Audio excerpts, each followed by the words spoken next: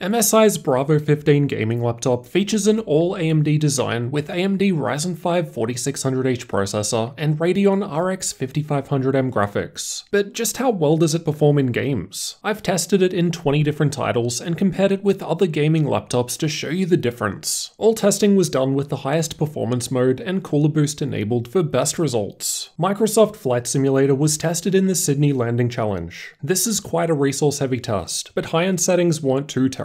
Medium was much better though, while the low-end preset was just below 60 FPS. Death Stranding was still able to run above 60 FPS even with the highest setting preset in use. And there was hardly any measurable difference between maxed out and the default preset either. Red Dead Redemption 2 was tested using the game's built-in benchmark tool, and it's not possible to run the test at ultra settings due to the 4GB VRAM limitation of the RX 5500M graphics, though medium still got us above 60 FPS. Battlefield 5 was tested in campaign mode. This one was playing fairly well even with the highest ultra setting preset, which was still able to average above 60 FPS. Then only minor additional gains stepping down to the high preset. Control was tested with RTX disabled, as that's not currently possible with the 5500M. I don't think this game needs mega high frame rates to enjoy, and medium settings were just under the magic 60 FPS point and playing well. Shadow of the Tomb Raider was tested with the built-in benchmark. High settings were needed to surpass 60 FPS, while the lowest preset boosted this over 100. But we'll check out how other laptops compare with the Bravo in this title and more soon. Apex Legends was tested with either all settings at maximum or all settings at the lowest possible values, as it doesn't have predefined setting presets. It was playing well with max settings, though minimum settings would make better use of the 120Hz panel, where even the 1% low is near the screen's refresh rate. Call of Duty Modern Warfare was tested in campaign mode with either max or min settings for the same reason. It was still fine at max and was around the 60 FPS mark again, while minimum settings would give us 1% lows above even the average of max if you prefer smoother gameplay. Fortnite was tested with the replay feature, and as a less demanding game, the highest epic setting preset was still above 60 FPS, though medium settings would push this above the screen's 120Hz refresh rate, while low settings moved even the 1% low near this point. CSGO was tested with the Uletical FPS benchmark, and high frame rates were possible without any problems, as is typically the case from this test. Dota 2 was tested playing in the middle lane with bots. Again, no problems at all, even at higher setting levels with these esports titles. Overwatch was tested running through the practice range. Max settings was still above 100 FPS, though Ultra pushed the 1% low to around the screen's refresh rate, so again, no problems at all. Rainbow Six Siege was tested with the built-in benchmark using Vulkan. Again, high frame rates even at the higher setting presets, so no problems here either. Metro Exodus was tested using the built-in benchmark. For some reason, the extreme preset kept crashing, so I wasn't able to collect data for it, but based on the 32 FPS at ultra settings, it probably wouldn't be that great. Monster Hunter World was tested running through the main town. The 1% lows aren't far behind the averages, so the results should be fairly consistent. And high settings was above 60 for the 1% low, while low settings could best take advantage of the 120Hz display. Borderlands 3 was tested using the game's built-in benchmark, and there was a pretty large difference between medium and high settings, so probably worth sticking to medium for that big frame rate increase. Assassin's Creed Odyssey is another that was tested with the game's benchmark, and 60 FPS was possible with the high preset. A fair result given the game doesn't need a super high frame rate to play. The Witcher 3 was playable at ultra settings. Even the 1% low was near 60 FPS, but there was a substantial boost to be had by lowering just one level to high settings, which in my opinion still looks great anyway. F1 2020 was tested with the game's benchmark tool, and it sees a similar behavior where lowering down one level from max offered a nice boost. In this case, high settings would push the average FPS above the screen's refresh rate. Far Cry New Dawn was also tested with the game's benchmark. Ultra settings was still above 60 FPS, though this seems to be a more CPU heavy test, so the 4600H might be holding up the score. Now let's take a look at how the all AMD Bravo 15 compares against other laptops. Use these results as a rough guide only, as they were tested at different times with different drivers. I've tested Battlefield 5 in campaign mode at ultra settings, and the Bravo 15 is highlighted in red. This is only the second 5500M laptop I've ever tested, and despite the GPU reporting is running at a lower power limit compared to MSI's Alpha 15, the Bravo is a fair bit ahead of the Alpha, probably due to the CPU difference. As we know, the newer Zen 2 options obliterate the older 3750H. Either way, the 5500M still seems to sit in between the 1650 and 1660 Ti options on the Nvidia side. These are the results from Far Cry 5 with ultra settings in the built-in benchmark. This test depends more on the processor, which probably explains why the Alpha 15 with same 5500M graphics graphics is further below now. Interestingly, the 5600M in the Dell G5 SE was just above it with the same processor, I suppose due to the GPU mattering a bit less in this test. Again though, the Bravo 15's 5500M is in between the Nvidia 1650 and 1660 Ti options. Shadow of the Tomb Raider was also tested with the game's benchmark tool with the highest setting preset. The 5600M in the G5 is now 27% ahead of the 5500M, as this is a heavier GPU test. Let me know if you'd be interested in a video comparing those two graphics options. The Bravo was just 3 frames ahead of the Alpha with the same GPU, so that CPU difference matters a bit less here compared to Far Cry 5, at least at these higher setting levels. Overall, the 5500M is certainly capable of delivering a good gaming experience. Just expect medium to high settings in more demanding AAA titles if you want to maintain 60 FPS averages. Though, as we've seen, it of course depends on the game. The 120Hz screen in my unit has a 22.3 millisecond average gray-to-gray response time, so not a great result given we need an 8.33 millisecond response time for all transitions to occur within the refresh window. I've got a link in the description if you need an explanation on what all these numbers mean. It's one of the slower results when we compare it against other laptops, but similar to a number of other more budget-friendly gaming laptops. And hey, at least it's not as bad as the far more expensive Razer Blade Stealth at the top. I hope this has been useful. I wasn't able to get this laptop in Australia, so I had to buy it and ship it over from the US with my own money. Shout out to the Patreon members who help me cover popular models like this that you all want to see. I'll leave a link in the description if you want to join us in Discord or check out some behind the scenes videos. Anyway, let me know what you thought of the MSI Bravo 15's gaming performance down in the comments. And if you're new, then definitely get subscribed for the upcoming full review video where I'll cover everything you need to know about this gaming laptop.